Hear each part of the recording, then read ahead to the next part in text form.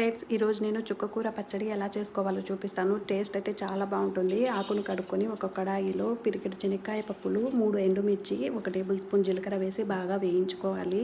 ఒక ఎర్రగడ్డను కూడా 2 మినిట్స్ బాగా ఫ్రై చేసుకోవాలి. ఒక కడాయిలో టేబుల్ స్పూన్ ఆయిల్ వేసి అందులో చుక్కకూర వేసి బాగా మగ్గించుకోవాలి.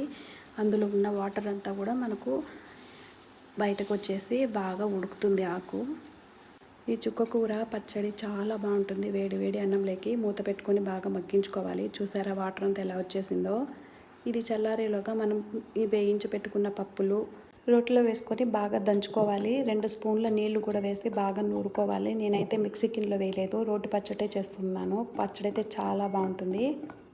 వాటర్ వేసుకున్న తర్వాత మనం ఉడకబెట్టుకున్న చుక్కకూరను కూడా అందులో వేసి బాగా నూరుకోవాలి. తగినంత ఉప్పు అలాగే ఎర్రగడ్డను కూడా వేసి బాగా కచ్చాపచ్చాగా దంచుకోవాలి. పచ్చడికి తిరుగుబాత పెట్టుకొని బాగా మగ్గించుకోవాలి. అంతే, టేస్టీ రెడీ.